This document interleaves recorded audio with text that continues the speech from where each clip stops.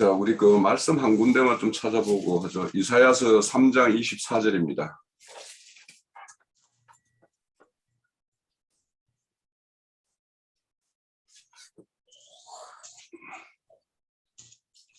이사야서 3장 24절에 여기에는 쭉 3장이 이어지는 것이 예루살렘에 대한 어떤 하나님의 어떤 심판의 경고의 말씀이고, 예루살렘 성안에서 행하는 자들이 이제 시온의 딸로 이제 상징되어 있는데, 그들이 행하는 것이 대해서 하나님이 어떻게 보응할 것인가 하는 내용이 쭉 나오는 것인데, 24절에 보면 그때 썩은 냄새가 향기를 대신하고 노끈이 띠를 대신하고 대머리가 숱한 머리를 대신하고 붉은 베옷이 화려한 옷을 대신하고 수치스러운 흔적이 아름다움을 대신할 것이며, 이렇게 말씀이 나오죠. 그럼 여기에 보면 숱한 머리를 대신하여 대머리가 되게 하겠다라는 말씀이 나와요. 그렇다면 이제 숱한 머리와 대머리가 이렇게 대비를 이루고 있죠. 자, 오늘도 우리가 에스겔서 선지서에서 이제 그 머리털과 수염을 미는 걸로 인해서 상징해서 이스라엘의 어떤 심판을 상징하고 있죠. 그러면 이 머리털과 수염이 무엇을 말하는가는 성경에서는 다양한 걸 말하고 있어요. 그러니까 지금처럼 이스라엘이 어떻게 자랑스럽게 여기는 어떤 그런 측면이 있는가 하면 또 신약에 와서는 전혀 다르게 표현을 해요. 자, 우리가 이제 구약에서도 이제 머리털과 관련돼 가지고 이제 여러 말씀이 나오죠. 특히 이제 나실인에 대해서는 삭도를 대지 말으라고 그러고, 또 금방 우리 자매님께서 읽었던 그 레위기 21장에 보면 제사장들은 머리를 밀지 말으라고 그러죠. 그리고 또 우리 이 에스겔서 44장 20절에 가면 너희들이 또 머리를 그런 길게만 이렇게 하지 말으라고 또 이야기를 해요. 그리고 이제 대머리로도 하지 말고 적당하게 깎으라고 이야기를 합니다. 자, 머리와 관련해 가지고는 이제 그 대표적으로 우리 신약에서 살펴보면 마태복음 5장에 주님께서 너희들이 헛된 맹세하지 마라 이렇게 할 때 너희들은 머리 한 털도 희게 하거나 검게 할 수 없다 이렇게 이야기할 때 머리털을 가지고 말씀하죠. 그럼 여기에서는 뭐냐면 아주 보잘것없는 것을 상징해요. 머리털이라는 것이. 그리고 사도행전 27장에 바울 사도가 그 강풍을 만났을 때 모든 그 베이에 있는 사람들이 이제 음식을 막 걱정스러우니까 음식도 취하지 않고 막 이렇게 하죠. 그때 바울 사도가 그들을 이제 위로하기 위해서 너희들이 머리털 하나도 잃어버림이 없을 것이다라고 이렇게 말씀을 해요. 그때도 이제 머리털이라는 걸 아주 사소한 걸 이렇게 이야기하죠. 그러니까 그렇게 이제 말씀하는 것이 있는가 하면, 우리 이제 히브리인들은 금방 이사야서 그 3장처럼 숱한 머리를 자랑거리로 여겨요. 그러니까 그것이 우리가 대표적으로 머리털이 이렇게 많아가지고 사람들로부터 이렇게 칭찬받는 자가 있었죠. 그 압살롬이 머리숱이 가장 많고 그랬죠. 그래서 아름다움이 성하단 자로 이제 이렇게 묘사를 하고 있고, 압살롬이 발바닥에서 정수리까지 이렇게 흠이 없다라고 이야기를 해요. 그런데 이제 결국에는 압살롬이 그렇게 자기의 어떤 자랑거리가 되는 어떤 그 머리가 자기의 어떤 죽음에 이르게 되죠. 나중에는 이제 반역을 했다가 도망가다가 머리털이 상수리나무에 걸려서 죽잖아요. 자, 이런 걸로 보더라도 이제 이 머리털이라는 게 영화로움이지만 그 영화로움이 잘 간수되지 않았을 때는 그게 오히려 화가 돼가지고 죽음에 이르게 하는 것이 이제 또 우리가 압살롬을 통해서 볼 수가 있죠. 자, 그리고 이제 머리털이라는 것과 관련해 가지고 문둥병의 어떤 진단을 할 때 머리에 색점이 생기면서 머리가 빠지면 문둥병으로 이렇게 딱 이렇게 정하죠. 그런 것처럼 이 머리 빠짐이라는 것이 이제 하나님에게 어떤 교만한 어떤 상태가 되어 가지고 이렇게 머리를 내밀었을 때 하나님이 어떻게 침을 당해서 이렇게 그런 걸 이제 예표하기도 하고요. 또 사무엘 하에 가면 이스라엘과 암몬 사이에는 다윗 시대 때 조공을 서로 주고받는 사이였어요. 그러니까 암몬이 다윗에게 조공을 바치는 나라였었는데 그 암몬의 왕이 죽어요. 왕이 죽자 그게 조문을 보냈다가 조문을 보냈는데 그 아들이 왕의 아들이 이 조문 온 것이 우리나라의 어떤 형편을 이렇게 살펴서 우리를 이렇게 침략하기 위해서 하는 어떤 정탐꾼으로서 왔다 이렇게 해서 그들의 어떤 수염을 반을 밀고 뭐 옷을 그 볼기짝까지 이렇게 다 잘라버려 가지고 그렇게 모욕을 하는 장면이 있죠. 그때 그들이 이제 그렇게 모욕당한 것을 보고 다윗이 그들이 수염이 다 자랄 때까지 여리고성에서 거기서 머물다가 오라고 이렇게 하는 어떤 조치를 하죠. 이런 것처럼 이제 수염이 깎이는 거나 머리털이 밀리는 것은 그렇게 이 히브리인들로서는 이렇게 수치스러운 걸로 이제 여기는 거죠. 그래서 오늘 이제 이렇게 그 머리털을 깎아서 이렇게 한다라는 거는 하나님이 심판이 딱 전제가 되어 있어요. 이제 깎아서 이렇게 보관한다라는 거는 그 보관을 했다가 이제 그 성읍이 쌓일 때 이제 3분의 1, 3분의 1, 3분의 1 이렇게 각각에 따라서 심판의 내용이 다른데 그거는 아까 뭐 형제님 증거 주셨듯이 그들의 어떤 행실과 행한 거에 대해서 딱 분별을 해서 그에 합당한 어떤 심판을 내리겠다라는 것이 이제 말씀하시고 있고, 자 지금 그 4장에서도 예루살렘에 대해서 이야기하고 지금도 예루살렘 성읍에 대한 심판을 이야기합니다. 근데 6장에 가면 온 유대 어떤 골짜기 뭐 산들 막 이렇게 확장이 돼요. 그래서 우리가 뭐 잘 알다시피 형제님 정부로서 하나님은 늘 심판을 할 때 하나님 집에서부터 심판한다.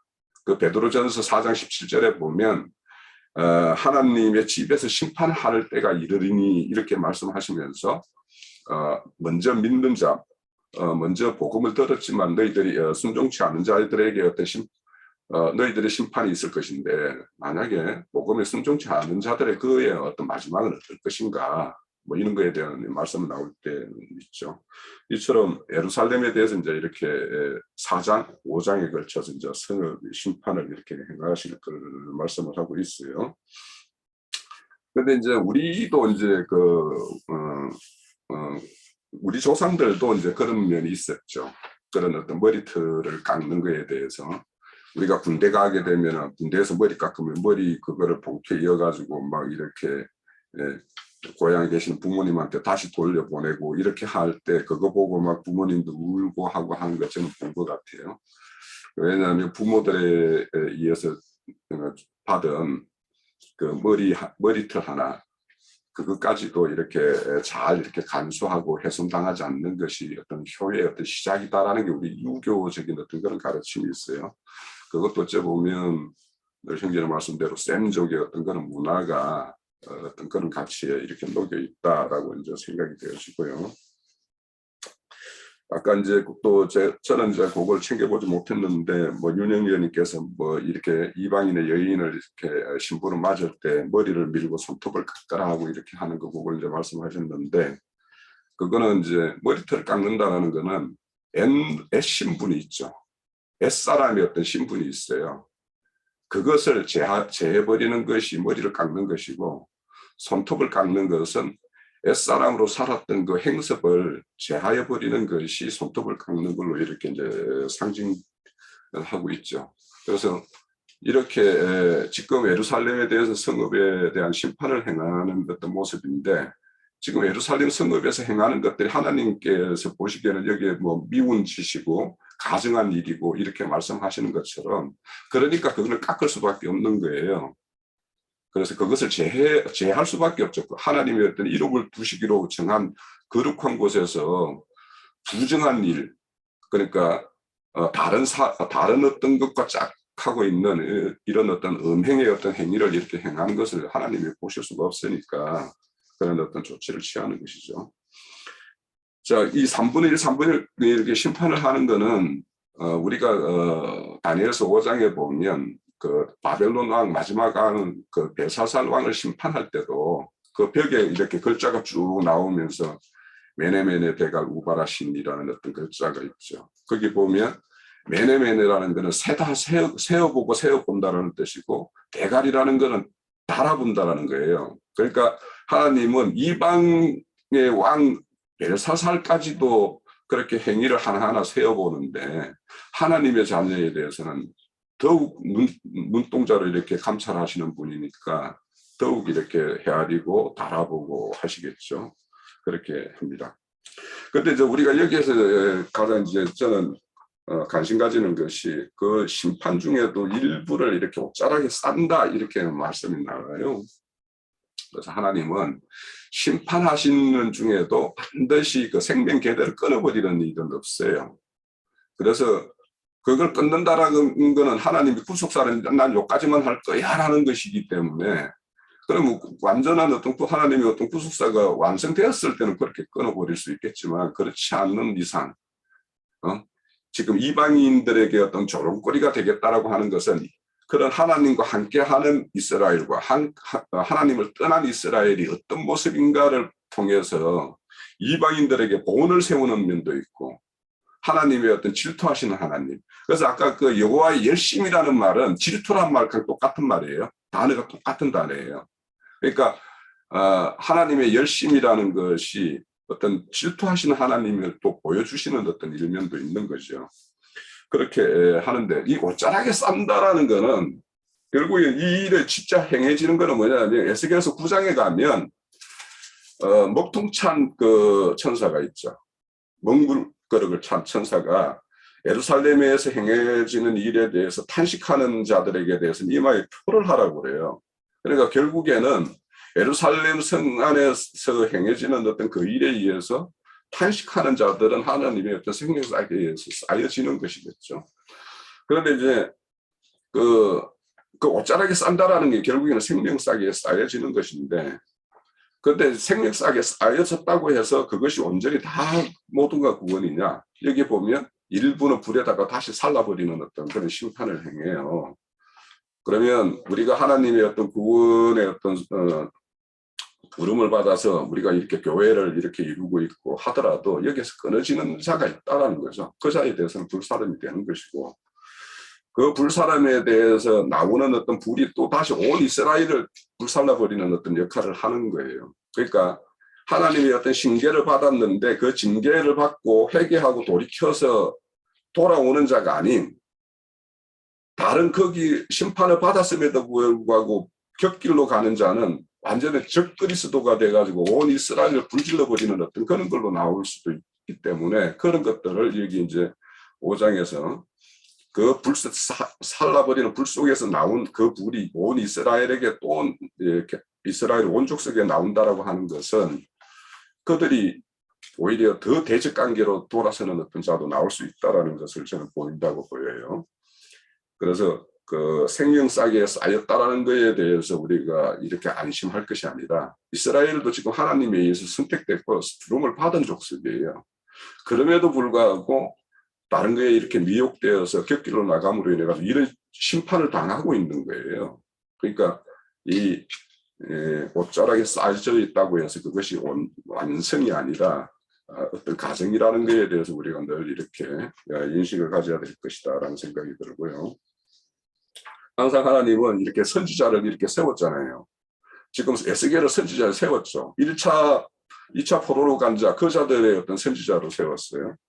선지자로 세웠다라는 것 자체는 뭐냐면 옷자락에 쌀자들을 찾고 있는 거고 그런 자들을 모으고 있는 것이 선지자를 세우는 목적이에요.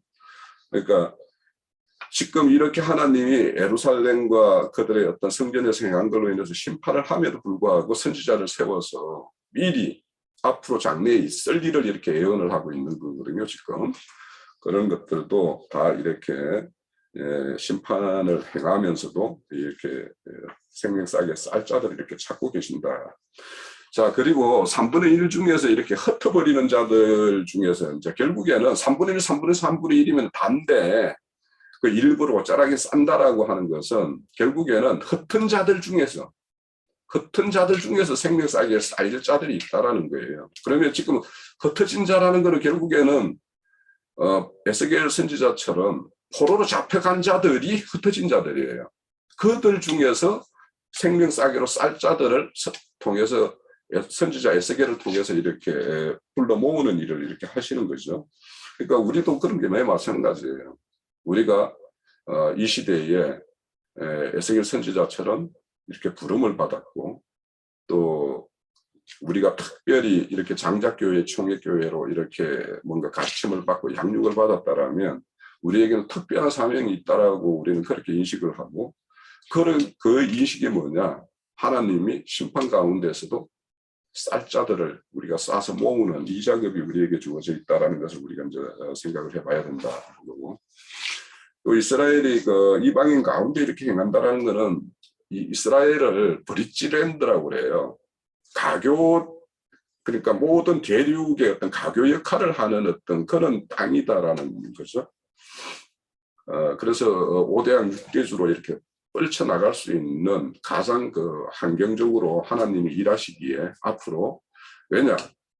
이스라엘은 아브라함의 후손이에요. 하나님은 아브라함에게 첫 언약이 뭐냐 하면 내가 너를 온 족속들의 복이 되게 하겠다라는 게 그것이거든요. 그러면 이스라엘 족속에 의해서 복음은 퍼져나가야 되는 거예요. 그 일을 하기에 가장 합당한 자리가 어디냐? 팔레스타인 땅이라는 것이었고, 그래서 에스겔서 38장 12절에 보면 세상 중심에 있는 백성들에 대하여 이런 말씀이 나와요. 그게 그러니까 하나님이 보시기에는 그 팔레스타인 땅, 그리고 그 중에서도 예루살렘 성전, 그리고는 그 안에 안에 있는 성전, 이거는 하나님의 가장 핵심 코어죠. 거기에서 이제 일을 하시는데, 그런데 이제 열국을 이렇게 주변에 두셨다라는 것은 항상 이스라엘은 열국을 주변에 뒀다라는 것은 육신적으로는 시련이 딱 예비되어 있는 거예요. 그리고는 영적으로 어떤 영적인 그 나라로서는 가장 강성하게 할 수 있는 가장 좋은 환경이라는 거죠. 그래서 이제 아수르를 내가 나의 진노의 막대기로 이렇게 예비하셨다 그러고, 그들이 들고 있는 몽둥이는 나의 진노의 어떤 표징으로 이렇게 말씀을 하세요.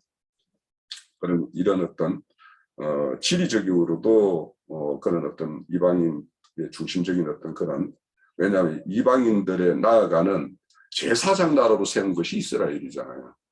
그러니까 이방인들 가운데 있어야지 앞으로 하나님이 그런 일을 행하실 수가 있겠죠.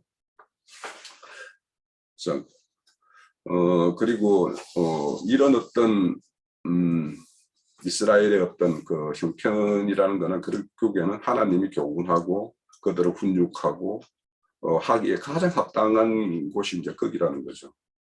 우리가 그 잘 알다시피 하늘의 어떤 시온산으로 그 상징되는 산에서 발원해가지고 그 물이 갈릴리 바다에 가가지고 이렇게 다 모여요. 그럼 갈릴리 바다에서는 온갖 어족들이 다 이렇게 번성을 이루어요.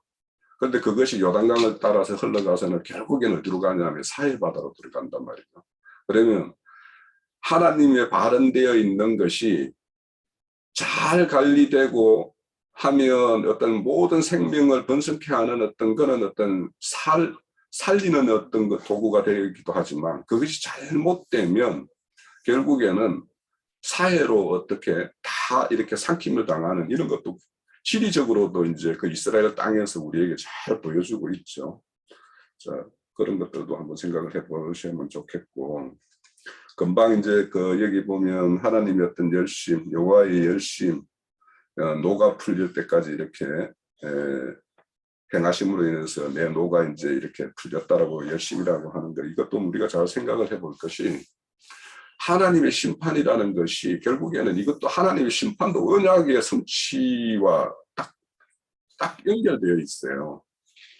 그러니까 이스라엘을 온전하게 세우기 위해서 심판을 행하는 것이고, 그들이 또 하나님과 함께 할 때, 그러니까 머리털이라는 것은 이스라엘에 보잘것없는데 하나님과 함께 할 때는 그것이 얼마나 강한 민족인가 하는 것도 보여주고, 하나님 떠났을 때는 이렇게 보잘것없는 민족이 되어버린다는 것을 이스라엘 자신들에게도 교훈하고 이방 땅에도 교훈하는 것이 이제 있죠. 이런 것처럼 하나님의 열심은 그것이 어떨 때는 위로와 격려로도 오지만 어떨 때로는 심판으로도 우리에게 와요. 그러니까 그것이 다 하나님의 어떤 언약을 이렇게 이루어가는 과정이기 때문에 우리가 심판을 바라보는 그 관점도 이것이 단순하게 어떤 심판만이 아닌 그 가운데에서도 하나님의 어떤 언약이 이렇게 성취해가는 것이다라는 것은 결국에는 그 우리가 포로지에 이제 2차 포로 에스겔과 같이 갔던 여호야긴 왕이 뭐 여고냐라고도 하고 뭐 고니야라고도 하고 뭐 이렇게 이름이 여러 가지로 표시가 되는데 그 왕이 37년 동안 그 포로지에서 포로로 옥에 갇혀서 살아요. 그 옥에 갇혀 살면서도 후손을 번성시켜요. 그래서 그 여호야긴의 후손이 1차 포로기한 때 그 인도자로 나온 스룹바벨이 여호야긴의 후손이에요. 그것처럼 이렇게 포로지가 사실은 뭐냐면 예루살렘의 심판을 받을 때 거기에서 3분의 1은 불살라지고 3분의 1은 칼에 맞아 죽고 3분의 1은 흩어지는데 그러니까 생명 보존하는 거는 흩어진 자 중에서 나오는 거죠. 결국에는 거기에서 이제 이렇게 이루어져요. 그래서 이 에스겔이 이제 앞으로 그 포로지에서 이제 그 선지자로서 파수꾼으로서 이렇게 하는 거는 이 포로지에 있는 사람들은 거꾸로 생각을 하는 거예요. 남은 자들은 뭔가 자기들보다 그래도 뭔가 깨끗하고 행했기 때문에 남아졌다라고 생각하고 자기들은 뭔가가 더 어떤 징벌을 받아서 이렇게 포로로 왔다라고 생각을 하는데 하나님은 오히려 그것이 거꾸로예요. 거기에는 예루살렘은 앞으로 완전히 살라버리기 위해서 이렇게 보존되어 있는 베드로전서 3장처럼 살라지기를 날이 정해져 있는 그런 자들이고 오히려 포로지에 이렇게 포로로 끌려와서 있는 자들은 그들이 하기 나름이에요. 포로지에 끌려 있는 자들은.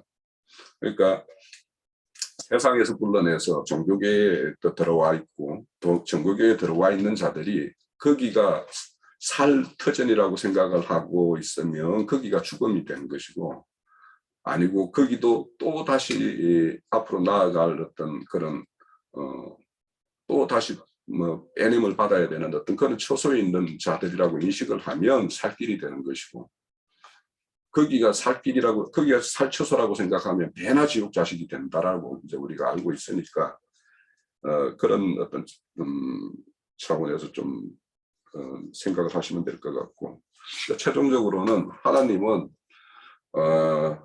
진노와 질투의 하나님보다는 그래도 우리 유영재님이 말씀하셨듯이 사랑과 은혜의 하나님이기 때문에 지금도 우리에게 진노와 질투를 부을 일이 있어도 참으시고 뭔가 우리에게 기회를 주시는 것은 그분의 어떤 사랑과 은혜의 어떤 큼이 그래도 현재까지는 잘 진행되니까 지금 그렇게 우리가 이렇게 교회를 이루고 산다라고 생각을 하시면 더 맞을 수도 있고 그래서 우리의 어떤 신앙의 현주소도 우리가 잘 챙겨봐야 되겠고 이스라엘의 어떤 그런 무감각해서 문둥병 취급받는 그런 어떤 머리를 다 밀어버리는 그런 어떤 걸로 이렇게 취급받을 수도 있고 그러니까 우리의 어떤 자신들도 이렇게 잘 챙겨볼 필요가 있겠죠. 예, 저는 여기서 이 정도로 합니다. 그래서 5장을 나눴는데 우리 형제님들이 뭐 다 증거를 하신 것이 다 너무 깊이 있게 잘 다뤄서 뭐 반복되는 이야기를 또 하고 싶지는 않아요. 그런데 이제 한 10분만 내가 말을 좀 꼭 이거는 증거를 해야 되겠다 하는 것이 뭐였냐면 에스겔 지금 5장 이야기는 포로 중에 있는 선지자가 과거에 왜 바벨론에 우리가 이렇게 포로로 사로잡혀 와서 이런 상황에 처해 있는가를 포로 중에 있는 하나님의 백성, 즉 유다인들에게 이것을 경고를 보내고자 하는 것이 하나님의 마음이기 때문에 그걸 지금 대언하는 중이에요. 앞으로 될 일을 예언하는 게 아니라 이미 역사상에 이런 일이 있었는데 이게 왜 있었느냐 그냥. 우리는 현재 지금 바벨론이라는 곳에 끌려와서 포로 생활을 하는데 왜 이런 처지가 됐느냐. 이것을 끌려온 백성들임에도 불구하고 그걸 지금 모르니까 지금 이런 말씀을 지난 과거사를 지금 영적으로 해석해서 이걸 들려주는 얘기잖아요. 이제 그런데 오늘 뭐 우리 형제님들이 잘 얘기한 것처럼 그 머리카락과 수염을 잘라가지고 그 세 부분으로 이렇게 나눠서 보관을 하고 세 번에 걸쳐서 이렇게 흩고 심판한다 이제 이야기예요. 그런데 사실은 1, 2, 3차에 걸쳐서 포로로 이렇게 끌려온 거예요. 여기까지 온 거예요. 이미 지난 과거를 말하는 거라고요. 그거에 대해서 잘 염두에 두시기를 바라고, 문제는 하나님은 항상 한 번, 두 번 경고하고 훈계하고 그래도 듣지 않을 때는 마지막 최후 심판은 이제 세 번째거든. 항상 그래요. 뭐 사흘길이라든지 오늘과 내일과 모레라든지 이제 하여튼 세 번 기도를 했다라든지 이런 건 전부 셋으로 나눌 때는 앞에 부분은 그 범죄의 경중에 따라서 경고, 그 다음에 경고성의 형벌, 그 다음에 또 중한 형벌, 그것까지도 경고죠. 이제 그렇지만 세 번까지 심판을 하시지만 그래도 말씀하시고자 하는 의도는 이거예요. 터럭 중 조금을 내 옷자락에 싸서 보관시키라는 거, 보존하라는 거예요. 이것은 생명사에 계신 그리스도 안으로 보호할 무리가 소수가 있다 이 말이잖아요. 항상 지금 다 이렇게 포로로 잡힌 것 같고 너희는 혹시는 절망할 수도 있고 혹시는 우리가 왜 포로로 잡혔는지 이제 이런 거에 대해서도 아무 의식도 없이 거기에서 뭐 더 큰 나라 대국에서 기회도 많고 사업을 해도 뭘 해도 더 잘 될 거 아니겠어요. 이제 재능이 있는 사람들은 거기서 뿌리를 내려 살다 보니까 예루살렘의 하나님 약속의 땅을 기업으로 조상 대대로 기업으로 주셨던 하나님에 대해서 이제 무관심해져 버리는 거예요. 바벨론 생활에 익숙해져 버리니까. 그러다 보니 바벨론의 포로 중에 있는 유다인들에게 포로 중의 선지자를 통해서 지금 경각심을 일깨우는 거예요. 너희는 이런 이방 민족이 아니지 않냐 이거예요. 너희는 하나님의 백성들인데 왜 끌려왔는지도 모르고 바벨론 이 생활에 적응해가지고 여기 익숙해져가지고 그 생활에 빠져 있으면 그럼 뭐냐 이거예요. 지금 이것을 경고하는 말이잖아요. 근데 이런 것은 오늘날 우리 이미 믿는 자들에게 한 번, 두 번 경고하시고 경계의 말씀을 하셔도 영 듣지 않으면 홀수시 버리는 거죠. 적으로는 세 번째는 이제 이런 것을 염두에 두고 하시는 말씀이다라고 이해를 이제 하시기를 바라고, 옷자락에 조금 싸라고 그랬고 그 가운데 얼마나 이제 불에 던져서 사르면 불에 살라진 자들이 불꽃이 되어서 이스라엘의 온 민족에게로 다시 되살아난다라는 거예요. 자, 지금 이 말은 포로 중에 있는 사람들 중에 남겨질 자가 있고 남겨진 자들 중에서 누군가를 앞으로 그 불씨를 퍼뜨릴 불을 던지러 땅에 불을 던지러 보냄을 받을 자들을 내가 이 중에서 뽑아낼 거다 지금 이 말이에요. 바벨론 포로 중에 있지만 그러니까 사실은 정인들을 말하는 거예요. 그런데 아까 우리 홍 형제님이 이제 반대쪽을 적그리스도 쪽을 이제 생각했는데 물론 그렇게 생각을 할 수도 있는 것 같아요. 그러나 여기서 말하는 하나님의 의도는 내가 너희를 영원히 완전히 버린 건 아니고 이런 왜 포로로 끌려왔으며 이 생활이 계속되지 않는다라는 것을 이제 깨닫게 하는 데 목적이 있는 거고 우리는 하여튼 예루살렘과 우리 조상들에게 주신 기업으로 돌아가야 된다라는 것을 잊지 말라는 거예요. 지금 이게 이제 목적이에요. 메시지의. 그런데 포로 중에 있지만 거기서 예루살렘과 약속의 기업에서 쫓겨난 것에 대해서 애통해하고 슬퍼하고 하는 소수가 있는 거예요. 그들은 그게 생명사계이신 그리스도 안에 이제 감춰진 자들이거든. 이게 지금 사실은 에스겔, 다니엘 이제 이런 사람들이죠. 앞으로 이제 돌아올 자들이고 그 사람들이 불쏘시개 노릇을 하게 된다는 거예요. 예, 내용은 이제 그런 거니까 그 다음에 이제 남겨진 자들을 볼 땐 역사상으로는 빈천한 자들이 남았어요.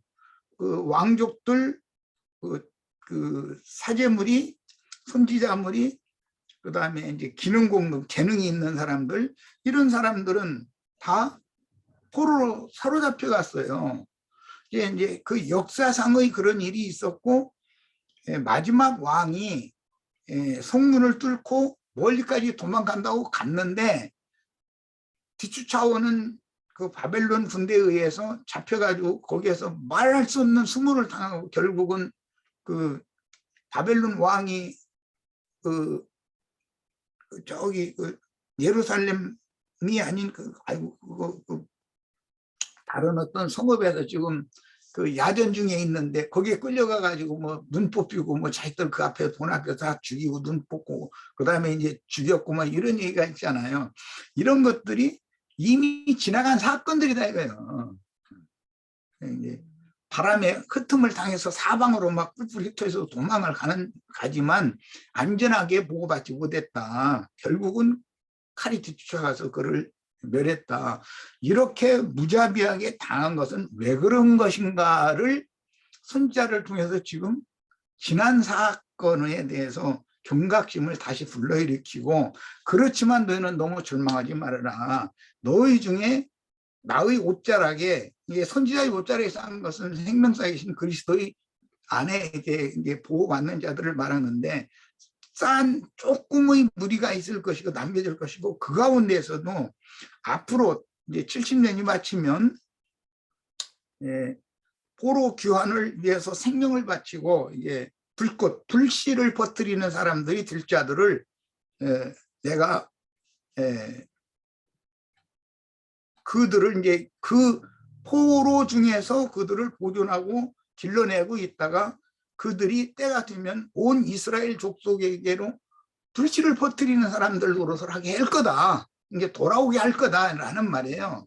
예, 그런 것이 이제 메시지의 핵심이니까 그런 것을 좀 이 큰 윤곽을 좀 꼭 얘기를 해주고 싶었었고, 뭐 머리털 수염 이야기는 우리 형제 자매님들이 잘 얘기를 했는데 그건 머리라는 사람이 하나님과 직접 맞닿는다고 해도 살이 맞닿는 게 아니고 최후로는 털럭이 하늘과 맞닿는 것이잖아요. 이게 머리털이라는 것은 생명의 능력 또는 생명의 구원의 질서 이런 것을 이제 상징하는 말이에요. 이게 어떤 때는 능력이 되지만 머리를 완전히 이렇게 빡빡 깎았다는 것은 강압적으로 순종을 시킨다는 뜻이죠. 세상 나라에서도 무슨 형무소나 군대나 이런 데 가면 뭐 이유 없이 무조건 하고 뭐 머리 빡빡 딱 깎아버리잖아요. 훈련소 이발사는 권위가 대단해. 대뜸 똑바로 앉아 이 새끼야 딱 그러잖아. 군기 잡느라고. 이발소로 편안하게 앉으려고 하거든 습관적으로. 그럼 똑바로 앉아 이 새끼야. 그러면은 이유 없이 그냥 막 밀어대버리잖아요.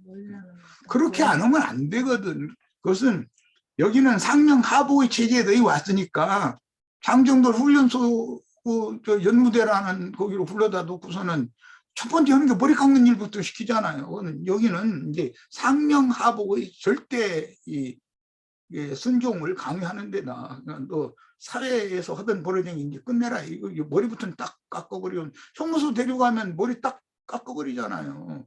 사회에서 네가 함부로 행하던 대로 여기서는 그렇게 못한다. 여기는 형무소 소장이 법이었고 소장 눈에 잘못 띄어가지고 저기 그 법무부 직원 그 간수라고 그러죠. 사무실에서 아무개 이리 들어와봐. 아무개 몇 번 주서 그게 뭐 하는 것이야. 그게 여기 새끼들 똑바로 한마디 딱 했다 촉 쳐버리는 거예요. 가서 가만 안 놔둬요. 군대도 딱 그시거든요.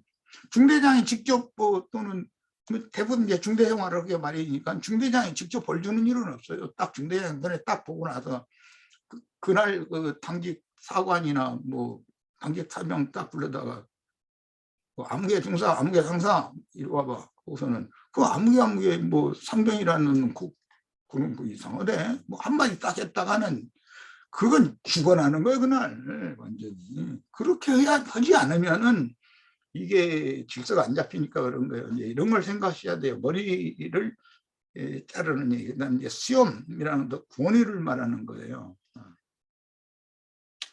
그 남자와 여자의 특징은 남자는 매일 면도를 해야 된다는 거고 여자는 매일 화장품만 바르면 된다는 거. 이게 특징이 달라요. 그럼 제일 특징이 그거예요. 남자는 뭐 의무적으로 매일 면도를 해야 되잖아요. 근데 여자는 의무적으로 화장품만 바르면 되는 거예요. 그것이 차이예요. 그래서 이것은 장유의 자세라든지 권위 질서의 순이라든지 이런 거에 있어서 남자와 여자의 차별할 때는 딱 수염이 나냐 안 나냐 이걸로 구분을 하는 거예요. 하나님이 질서거든 이것이 구원이거든. 이제 그런 것을 생각하시면 되겠습니다. 그리고 지금 이게 선지자의 그 옷자랑 이야기가 나왔는데 이 이야기는 내가 이제 생명사기라 그리스도의 생명사기를 상징한다 이제 이런 것을 여러 번 말씀드렸고 무화과나무 잎으로 치마를 했다라고 할 때 그게 무화과나무 이파리 안에 자신을 감춘다 이게 쌓여서 보호를 받는다 이제 이건 구속사와 관계되는 용어이기 때문에 그런 면으로 좀 생각을 하셔야 되겠어요. 네. 지금은 바벨론 왕에게 끌려간 상태는 그들의 죄악이 노출된 상태고 벌거벗겨진 상태고 끌려갔을 때 바벨론 왕을 의지하고 그 보호 아래 있게 되는 것은 너 이것은 영원한 것이 아니다. 너는 반드시 예루살렘과 본토로 돌아가야 되는데 너 힘으로 못 돌아가니까 내가 보존된 누구 그 다음에 불씨가 될 누구를 여기서 일으켜서 그들을 통해서 너희를 반드시 예루살렘의 본토로 회복시킬 거다. 이제 그런 예언입니다. 여기까지 해서 마치겠습니다. 네, 수고하셨고요. 우리 마지막으로 그 형제님이 말씀해 주셨으니까 그 스가랴서 그 13장 9절을 한번 보죠. 구약 성경 1324면입니다.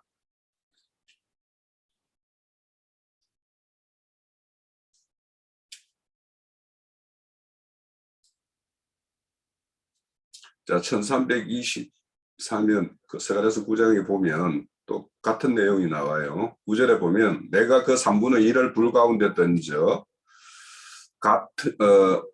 은같이 연단하여 금같이 실험할 것이라. 그들이 내 이름을 부르리라. 내가 들을 것이며 나는 말하기를 이는 내 백성이라 할 것이요 그들이 하는 말하기를 여호와는 내 하나님이시라 하리라. 이렇게 말씀하시는 내용이 있어요.